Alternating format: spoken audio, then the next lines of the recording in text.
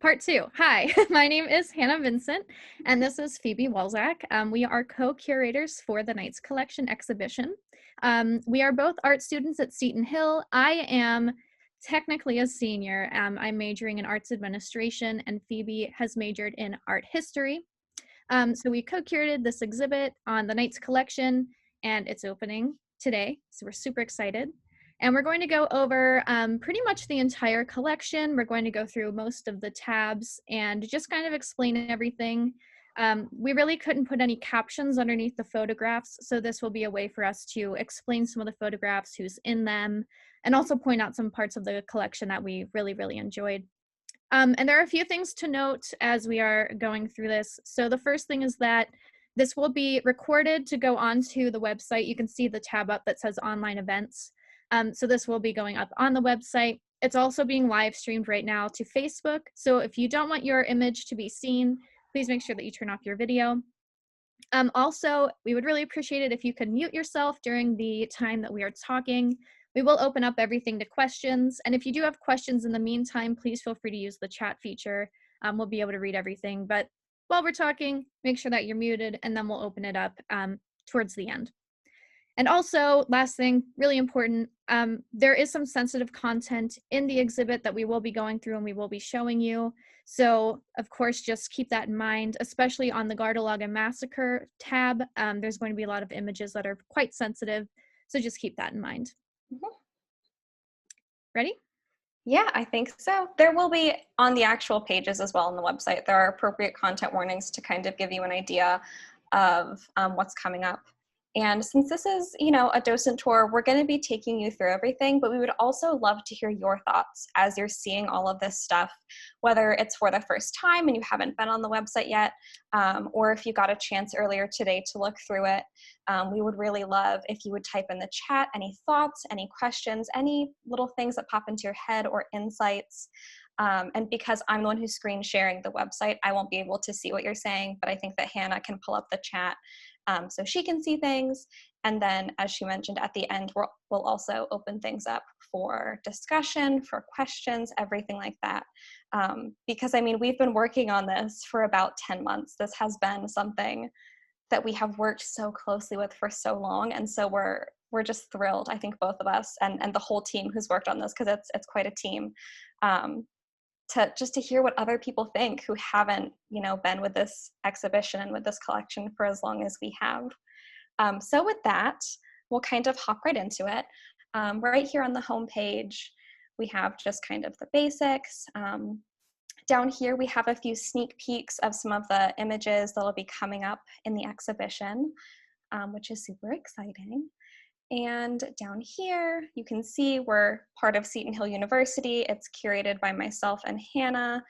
And then right down here, you have two buttons that'll take you through to the separate exhibitions. And then we also have the two buttons up here. So Hannah, do you want to kind of explain why in an online format we have two exhibitions? Sure. So I will try to explain this as best as possible. So of course, this all kind of came to our attention right before COVID hit. So I joined this in February, and then March came, and it became increasingly obvious through the months that we weren't going to be able to have an in-person show. But originally we were supposed to have an in-person show, and on Seton Hill's campus there are two galleries, Harlan Gallery, and what's the other one called? I'm blanking. The Jody Harris Gallery. The Jody Harris Gallery. So we had both of those galleries booked, and the larger gallery, which is the Harlan Gallery, was going to be on the Gardalogan Massacre, and then the Harris Gallery, am I getting that right? Mm-hmm. Okay, and then the Harris Gallery is the smaller one, and we were going to have more on Harry Knights and his life and the photographs that he took that were not really part of the massacre. So we had two shows originally all in one show, which is kind of confusing. But as we switched onto an online format, we decided that we had already pretty much curated two separate shows for this one show. So we decided to keep it on as we went online. So it's also pretty nice as well. If you don't want to look at the Gardalogan Massacre, but you do want to learn more about Harry, you can go to the Days of Nights tab and you can see that. And then the Gardalogan Massacre is more based on the Gardalogan Massacre. So it's 2 shows in 1 show, just because we were going to have it that way in person, and we ended up moving online. Mhm. Yeah, we wanted to kind of maintain that flow and structure that we had planned on having in an in-person exhibition because, you know, a little peek behind the curtain of curators, so much thought goes into the way that a viewer stepping into a gallery is going to walk through that space and the way that they'll interact with the space around them. So we had a lot of thought and discussion in the actual flow of the images in the way that the viewer would walk through the room. And so we hoped that this online format could kind of help us maintain that sense of flow, even though you wouldn't have a physical space to actually engage with.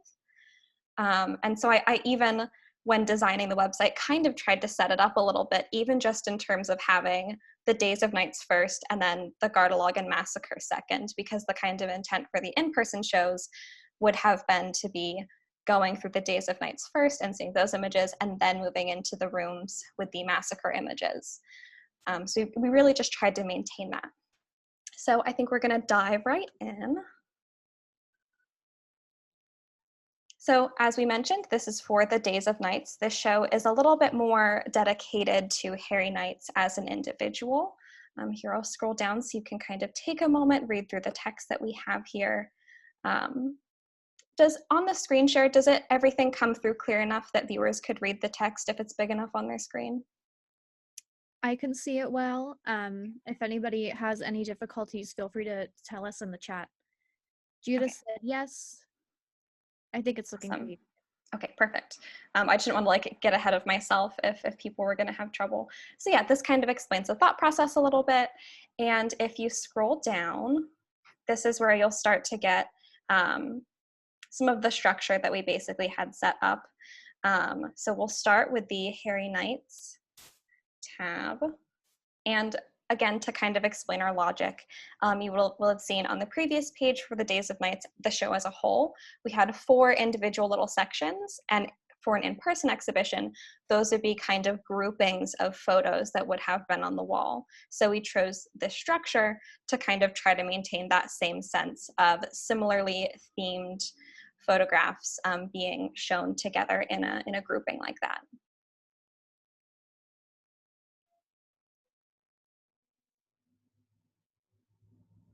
So starting off, we have all of these wonderful images of Harry Nights. He began his time with photography in the war, we think. We don't have any evidence that he took pictures before he entered the war. But in addition to being a photographer, he was also quite the model. We have so many wonderful pictures of him just looking incredible in front of the camera. I believe Jim Knight said that a lot of his friends compared him to, which celebrity was it, Hannah? Do you remember? Mel Gibson. Mel Gibson, yes. So he shined in front of the camera as well as behind with the pictures that he was taking. And it was actually genuinely very hard for us to narrow down what pictures of Harry we wanted to Mm-hmm. use because they all looked so good. He was very photogenic and he took very good pictures, as we'll see.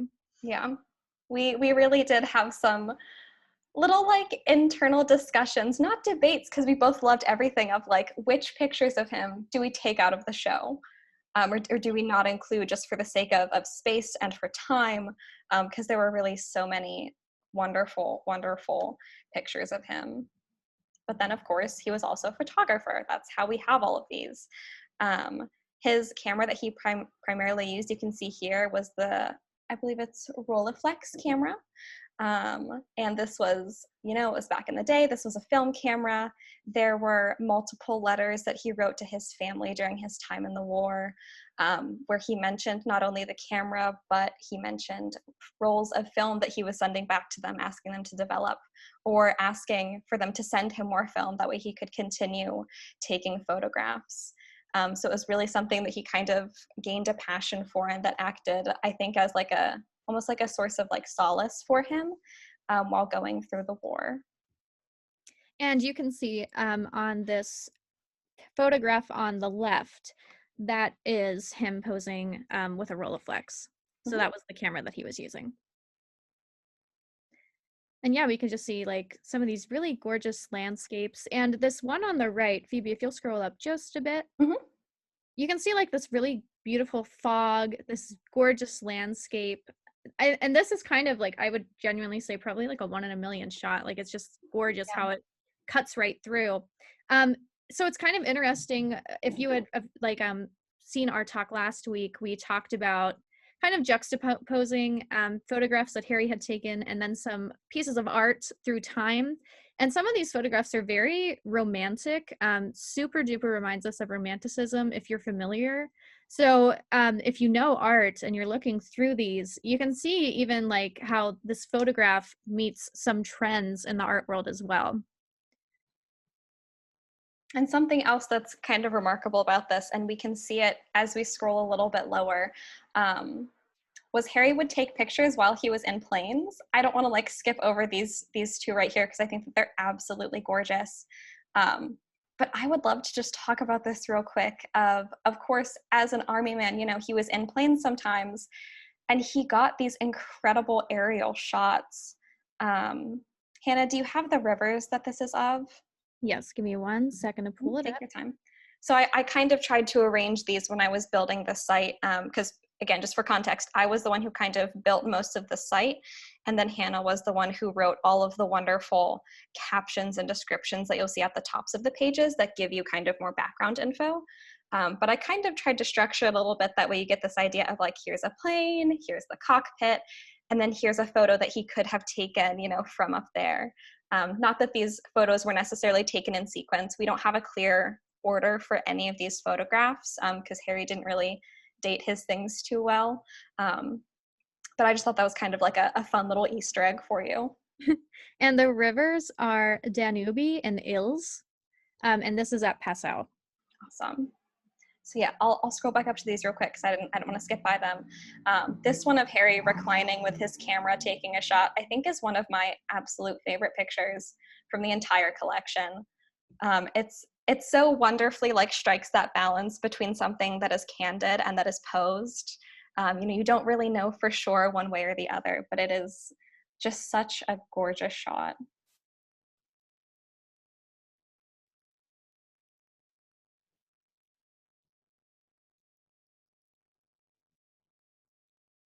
In addition to all of the incredible photographs that we got as part of this collection, there were also many, many, many letters, both that Harry wrote to his family and that they wrote back to him, as well as some between himself and friends post-war, as well as a lot of like actual, you know, personal records and documentation from his time in the war. And so through reading these letters, we got a kind of a wonderful sense of Harry's personality at the time. And there was this one letter, we pulled this quote from it in which he said, in regards to his time staying in the town of Gardalogan, I met a few very good people there. Who said that? Don't I know there's no fraternization allowed here? And he wrote that into a letter. So he just has this like wonderful sense of humor as he's kind of telling his family back home about like some of his experiences in the war and some of the friends that he's made. And we just thought it was like such a charming, funny quote where you get a sense of his personality. So we wanted to make sure that we included that here in the section where we go on to show a lot of the pictures that we have of him with some of his comrades in arms, as well as some of the people that he met while he was abroad. And I can read out some of these names. So on the left-hand side, the photograph with the three men. So it's Harry on the very left, someone named Leech in the middle, and someone named Mo on the right. And this is what he had written on the back of the photograph. So we actually don't really know who Leech or Mo are, but you can probably imagine there were people probably in the 102nd with him that he had taken this photograph with. And beside that, these are people he had actually met in Germany that were not part of the 102nd. So this goes counterclockwise. It's B, Ellie, Harry Knights in the middle, Paula, and Leo is on the ground. So these are some of his friends that he had actually made in Germany, which really does relate to the quote that we had shown you. He met a lot of people, of course, while he was traveling, And he definitely made friends with these people. And some of these people he stayed in contact with for a very long time. And we'll kind of get into that in some of those people. So lots of candids, as we can see. And it's really interesting and striking to see these photographs of these people in like full gear, just kind of like hanging out. And this is such a incredible juxtaposition when we start to see what happens in the Gardalogan massacre section. There's some really nice candids here. And beach day. Beach day. So this, as you can also probably tell, are some of myself as well as Hannah's favorite pictures we call it beach day. We just have these incredible images of, we assume, the 102nd at a beach, and kind of in juxtaposition to what Hannah just mentioned of these men in their, their full like formal outfits. They're just in swim costumes. They're relaxing. They're having a good time. This gentleman here, we're unsure of who exactly he is. He's just in the water. They're having a good time. There's just something in juxtaposition to all of the heavy, very weighty material. You have these images where these are just people, they're just boys being boys, or they're just people who are trying to have a good time despite the horrible, heavy circumstances around them. And it reminds me of like, if you've ever, watched a cartoon and there's a random episode where all of the characters go to the beach for no reason, and it's like, how is this, episode relevant to the story? How does it fit in context of what's happening in the bigger picture? It doesn't. These photos make no sense in this collection. And that is just part of what I personally love about them. And I think that they're so charming. This is Jim. Can I jump in here for 1 minute? Absolutely, yeah. Yeah, I believe my father had just been promoted to warrant officer junior grade about the time these photos were taken. Now, he could not swim. He never learned to swim his entire life. And he told me a story one time. He was, I think this is Galveston, Texas, and he was out wading out so far, and he got caught in the undertow. And he couldn't get out of it because he couldn't swim. You're supposed to swim parallel to the shore and get out of it that way, but he couldn't do that. And he was asking for help, calling for help, and they thought, his friends on the beach thought he was kidding. And finally, he had to give them a direct order to come out and pull him in. So two guys came out and pulled him back in. Wow. Yeah. And I think the civilians earlier were actually Dutch. He never talked about meeting German civilians. So maybe one occasion. He did like the Dutch. He loved the Dutch. Awesome. Thank you so much for your insights, Jim. Yeah, and Jim, please feel free to come in whenever you would like. We really value yeah, absolutely. Okay, thanks. Yes, and then of course, not to skip this also wonderful image of Harry and some gentlemen in the snow, also really wonderful. But beach day just has a very special place in my heart. So having that extra context from Mr. Knights as well is so wonderful. So thank you for that. And then we have some pictures as well from Harry's life after the war. Not all of these are directly from after the war. As I scroll down, you'll kind of see, but they fit into this little collection. So we have, this is Father James Glynn. He was the military chaplain who was part of the 102nd. As you can see over here, we have Father Glynn's vehicle. And Harry and Father Glynn actually became lifelong, very close friends, which is pretty incredible. And then here you'll see Harry Knight's wife, Betty, or Elizabeth. And Father Glynn was the one who performed the wedding ceremony for Harry and Elizabeth, which I think is so incredible that these two gentlemen met during the war and just remained friends long enough and were significant enough presences in each other's lives in this way. This is Jim again. I'm actually named after Father Glynn. And the photo on the left is he's performing my wedding ceremony with my wife, Dorothy. Oh my goodness. Wait, really? So, we couldn't see faces, so we just assumed that that's who that was. That is so amazing. Yeah, that's my mother on the right. So did your dad take this photograph? He must have, yes. I think so. So cool. Oh my goodness, that's Outstanding. So yes, there you go. And then as we continue down, we have these later life images of Harry and his wife, as well as Harry and Father Glynn. So lots of wonderful little extra nuggets of information from Jim Knights here, which is incredible. I may have mentioned it earlier, but Father Glynn, he married my parents, baptized me, then married my wife and I, and baptized our first daughter, Allison, who went to Seton Hill. And actually, it was his last baptism before he passed away. Wow. Oh, so he was definitely a family friend as well, like a lifelong family friend too. Yeah, he was. Yeah, absolutely. Yeah. Awesome. But yeah, so that's a little bit more about Harry and his life as well. And we can go ahead and move on to the Gardalagan massacre portion. Yeah. So that is what we have. So in theory, that would have been in a smaller gallery. And then the second sort of exhibition titled The Gardalogan Massacre was in the bigger gallery. So this show has some more content that we'll be digging into. And right away, right here, we have a little content warning that in this exhibition, there's going to be some graphic imagery of corpses, mass graves, charred remains, and genocide. That is not in every individual section. We just have that for the most part in one section. And that section comes with its own warning. And before I click through to that section, I'll give you another warning just so that you're kind of prepared, because it is very heavy, very difficult, very real imagery. And so we don't want to just throw that at you with no preparation. So once again, you can kind of see our individual little sections that we have. This one has 5 sections. So we start off once again with this one talking about Harry a little bit.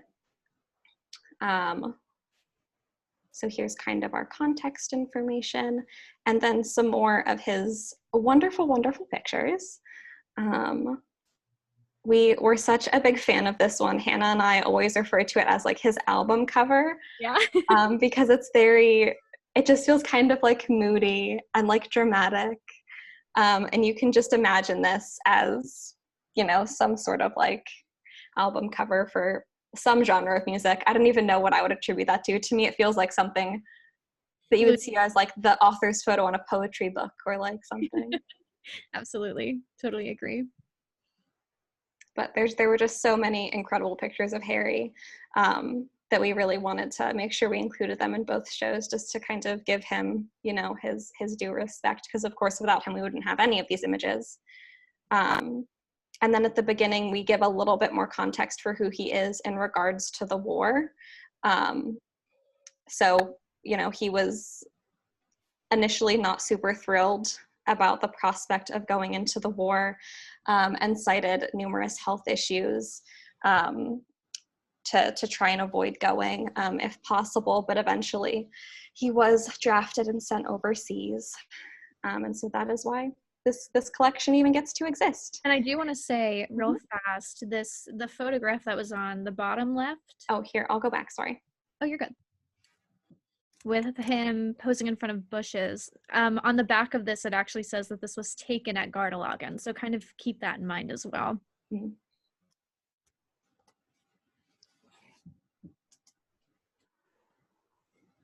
So Harry was a member of the 102nd Infantry Division. We have some wonderful, wonderful research about the 102nd from Jared Kroll, sorry. I'm pretty sure he's in this Zoom. So hi, Jared, thank you so much for all of the incredible information that you put together for us. It was so important to kind of getting the context of how Harry Knights ended up at Gardalagan. The 102nd was nicknamed the Ozarks. This was based on the region where most of the men were drawn from. And so we might refer to them as the 102nd, might be the Ozarks, but that's why, for a little bit of context. I was so thrilled when I came across this image in particular when I was looking through the full collection, because it kind of hits all of the big points that you need to know. You get the man, Harry Knights, as well as this kind of information about him and the little Ozarks with their logo and the name and that fancy script. It's really just, to me, it was very valuable, and I was kind of excited to see just that little sign there, it felt very special to have that kind of codified information like that. And this is Jim again. That's on the left with my father is Dr. Steinman. Dad always called him Doc Steinman, and he would talk about him sometimes as well. And we did visit him. He was a dentist, and we did visit him in Flint, Michigan, where he was from back in the probably around 1968. Oh, awesome. Awesome. And he drove a car, and we followed him, and he drove to the restaurant. He was in one car, we were in the other one. And my dad commented that he had never, ever seen him drive a car during the war. That's so funny. Okay, perfect. Yeah. So another person that he had a lot of contact with after the war too. His father, Glenn. Mm-hmm. We have a soccer day, kind of a play happening there.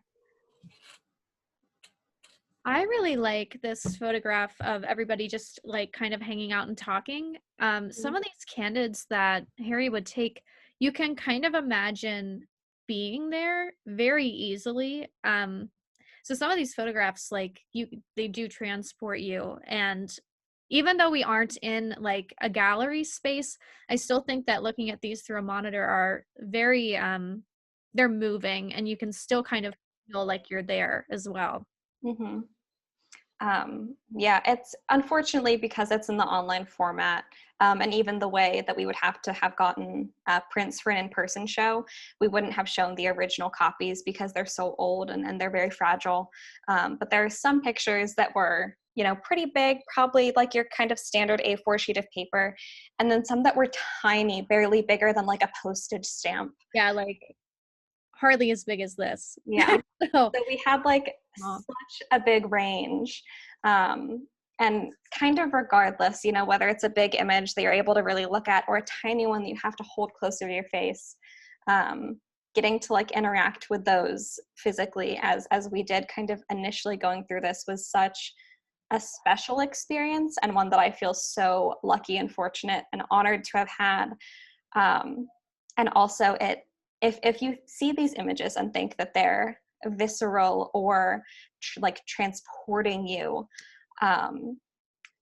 whenever I saw them for the first time, I felt like I was there. Like I felt as though I could see movement in them, and I could hear the sounds they would have heard at the time. Like I could kind of hear these gentlemen talking amongst themselves and the sounds of their boots on the cobblestone. So these are just such powerful images, and they're really remarkable for me to get to go through. I know Hannah as well, and so I hope that some of that kind of comes across through this online format, and that you get to experience some of that for yourself, because it's truly powerful, especially with the actual images from the massacre.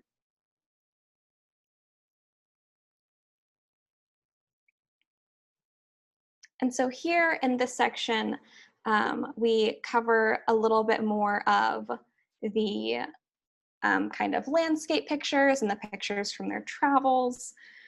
Whenever we were putting this exhibition together, we kept talking about how we would love to have a map kind of tracking their movements through through their journey while they were abroad. And it was, again, Jared who found this map, and we were like, wow, this is a godsend. This is the exact map we wanted. This was exactly what we had in mind. We were so thrilled with this.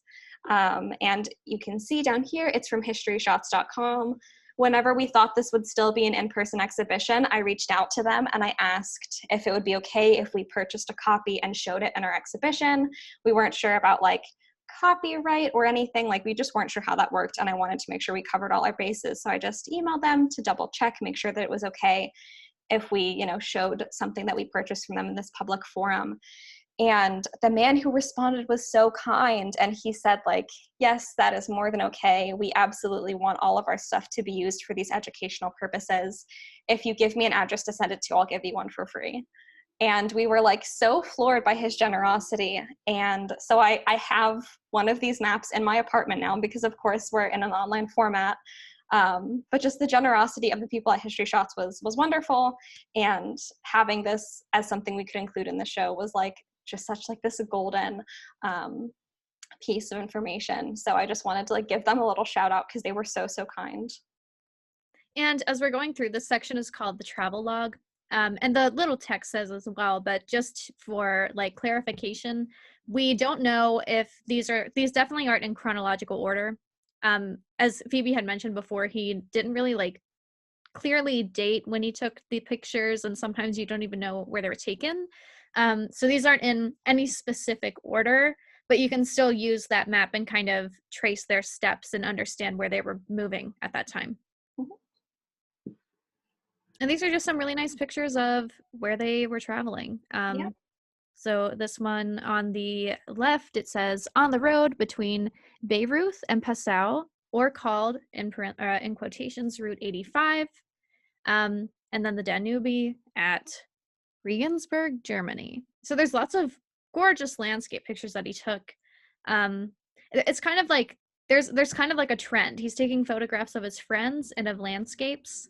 And they're all just so nice to look at. Mm-hmm. Yeah, there were like a handful of images or like actual, printed, the actual photographs themselves that had some writing on them. Not a lot of them, but for the couple that did that we included, I did try to keep it at the bottom. That way you could not only get that information from Harry, but also just kind of see his handwriting and get that little bit of that personal touch.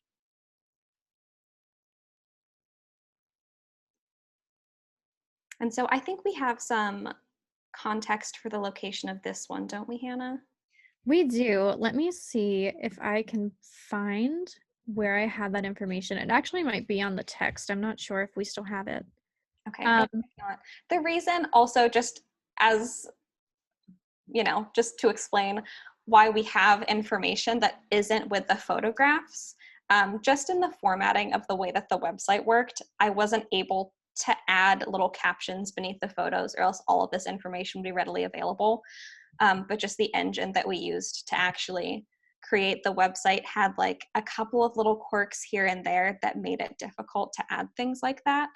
And so it came down to we could either have the captions under the pictures, or we could have alt text available. And if you're not aware, alt text will either show up if for whatever reason your search engine can't display the image, or if you have images turned off, or it's what will come up for screen readers for people with visual impairments. And so we decided that having alt text as something that's available for people with visual impairments to make the show as accessible as possible was more of a priority for us than having captions under all of the photos, because for some of them, there's not any extra information that we have available. So it wouldn't be necessary in every case, whereas we didn't want to potentially stop somebody from being able to engage with the exhibition or to enjoy it if we didn't have the alt text available. So us being like, oh, we have this extra information, let us share it. It's not that we're trying to keep it from you or that we wanted you to have to listen to this talk to know it. It was just a matter of accessibility, kind of with the restrictions of the website itself with what we could do. Yeah, and this photograph actually has kind of I thought it was cool, a cool backstory to it. So he had written that this is Der Oberhaus in Passau. And I didn't understand that. I didn't know what building it was referring to. So I ended up looking it up. And that top building, up on the hill. So the internet now calls it West Oberhaus. And it's a fortress that was founded in 1219. And it served as a stronghold for the Bishop of Passau. So it is now a museum, a youth hostel, and a restaurant, as well as an open-air theater dating to 1934. So I thought that was cool. It really has nothing to do with anything, but I thought that was a really cool bit of information. Kind of touristy as well, but that's what that building is up on top. Mm-hmm.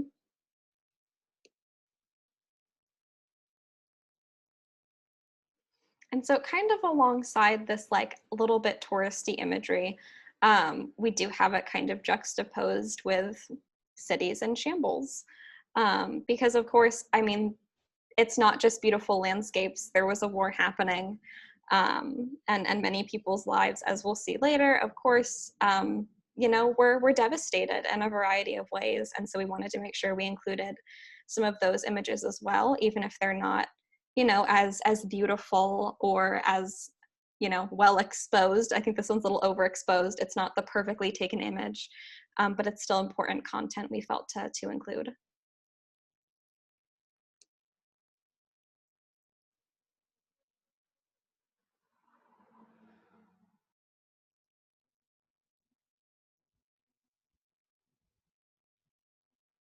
For this image here on the right, you can see in the bottom, scratched in is the word gardalogan. So this right here is actually the street that Harry lived on during his time in Gardalogan. And I believe this one he had, I think it was written on the back of the photo, the view from my window in Gardalogan. So both of these two were pretty significant to Harry's time there. And again, like, kind of keep this in mind. The same thing with the photograph of him in front of the bushes is completely different from the photographs that people really know Gardalogan for, which I think is actually the next section. Yes.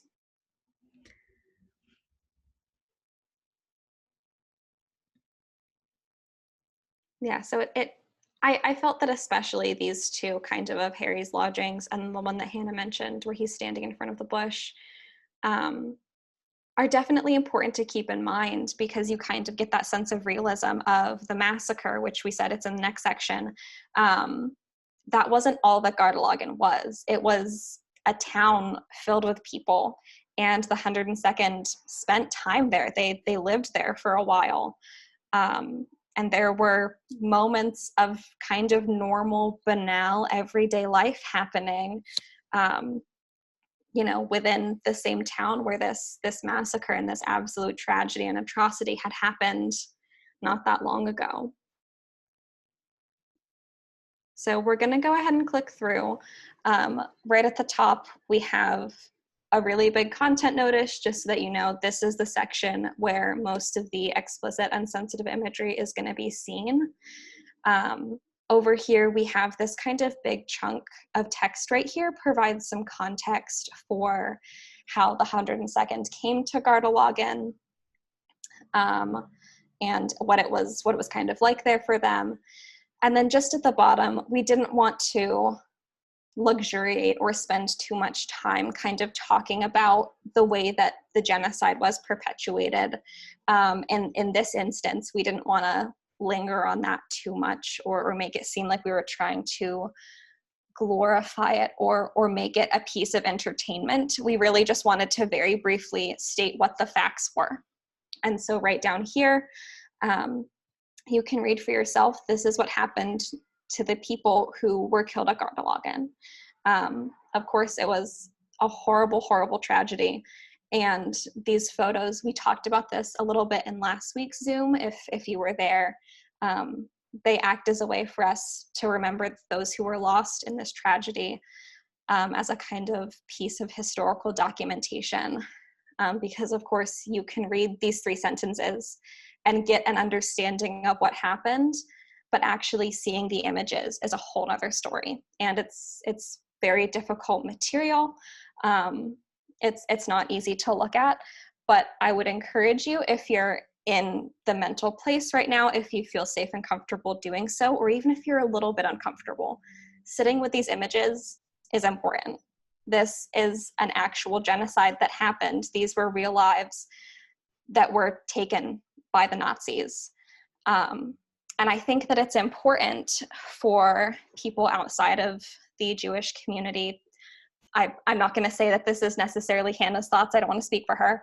But I think as somebody who's not Jewish, it's really important for me to sit with images like this and feel uncomfortable and understand that this actually happened, that these lives were actually taken in these horrible ways, and that it was a result of fascism, and that fascism couldn't have risen if it wasn't allowed to. And to kind of feel that almost personal sense of responsibility to remember this history, that way it never happens again. And so, Hannah, do you have anything to say, or am I good to scroll down? Well, I completely agree with what you've said, that now, just like the actual town of Gardalogan, we have a responsibility to keep the memory of these people alive. So of course, if you aren't in the mental state, it's totally fine. But understand that sitting with this and realizing how uncomfortable it is to look at this is kind of the point. You should feel that uncomfortableness.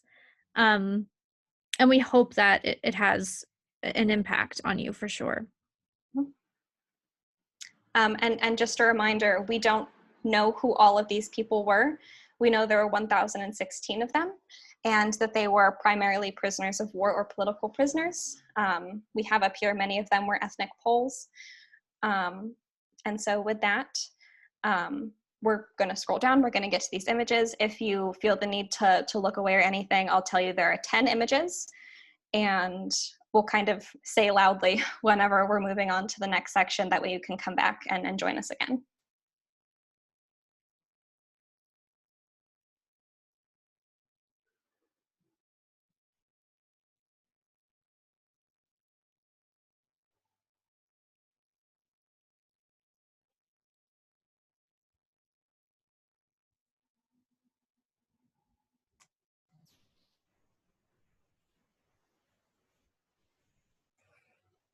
Yeah, this is Jim. It's important to understand, I think, that this entire exhibition is not about my father. He was a witness to history. It's about these people who can no longer speak for themselves. It's their memorial.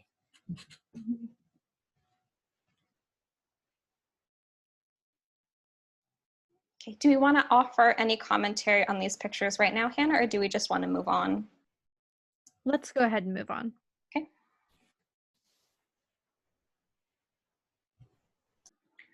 So after the massacre, once the 102nd ended up coming to Gardalogan and just walking in on this burning barn with about half of the corpses just kind of haphazardly thrown into trenches that the people of Gardalogan had dug, the 102nd kind of decided to turn the responsibility onto the people of Gardalogan. So they had ordered everybody to come up and help, to exhume the 586 victims that were already in mass graves in these trenches, take them out one by one, and bury them in their own individual grave with a marking. So in this section, we'll see some photographs of the trenches, some photographs of the bodies being exhumed by the German civilians. And there was also a memorial service led about a week later by Father Glenn, which we'll be seeing some photographs of as well. So just to give you some context, there was I believe it was like a military fashion memorial led by Father Glenn. And they also kept the responsibility of keeping the memory of the victims of Gardalogan alive. They handed that off to the citizens of Gardalogan. So even now, in 2020, the citizens of Gardalogan, there's a memorial here. There's still a wall of the barn where the atrocity happened that is still up, and there is still the grave site, and it's still being upkept by the citizens of Gardalogan today.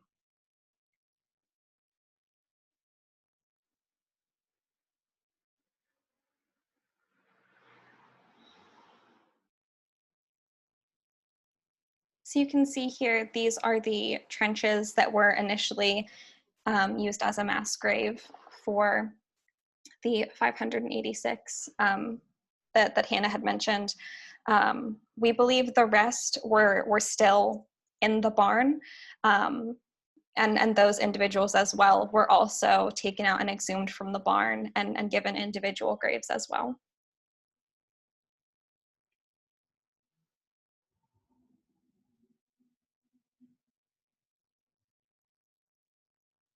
And so on the left is Father Glenn, just like a headshot of his. And then on the right-hand side, you can see where he was leading the memorial.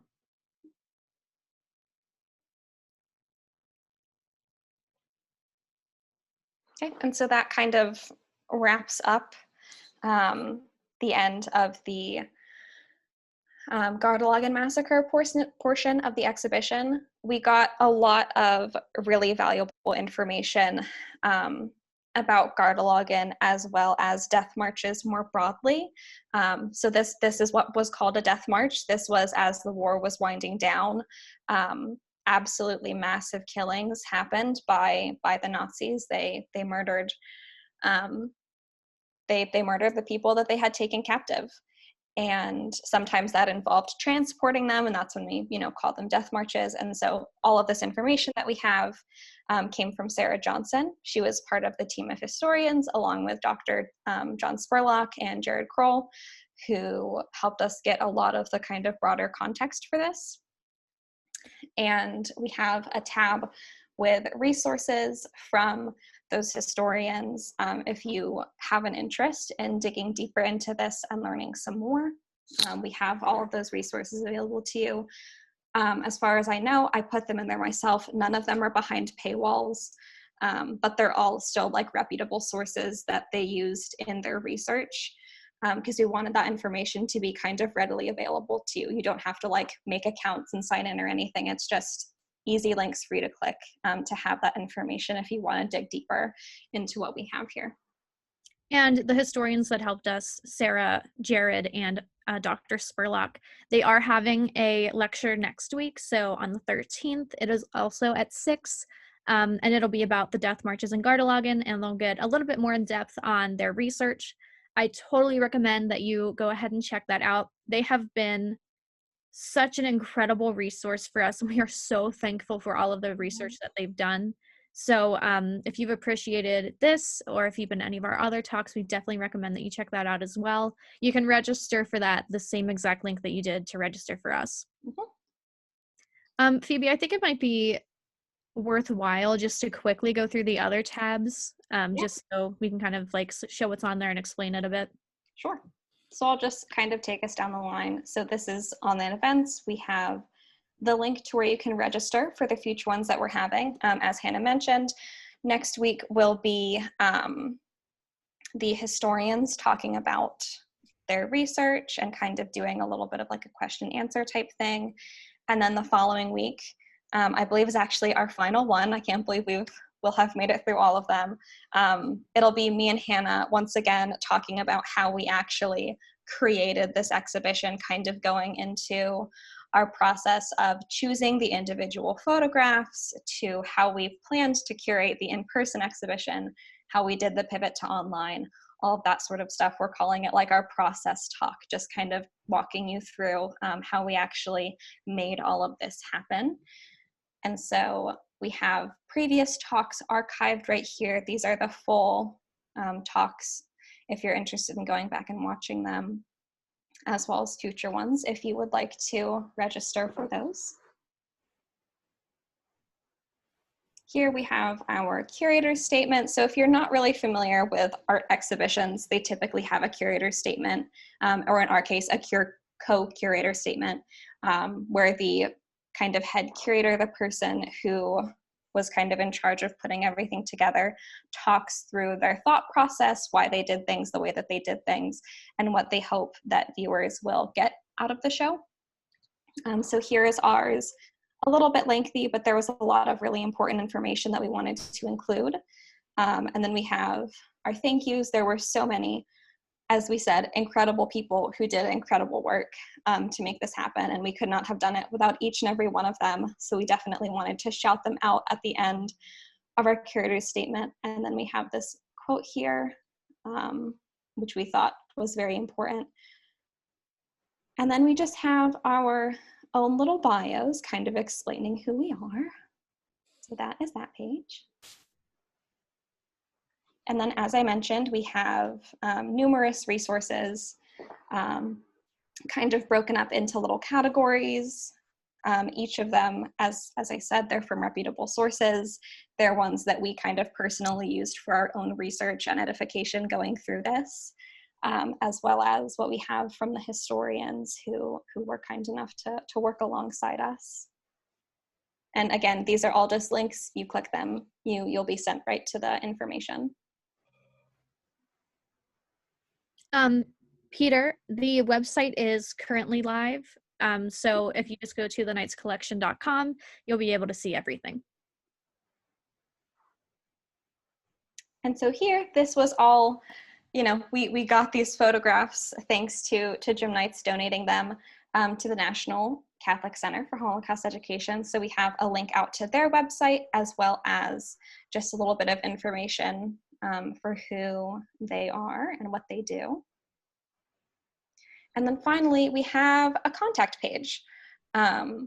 We, as we said, spent so much time on this, and it would be such an honor to hear your thoughts on it and to know what your experience was like going through this.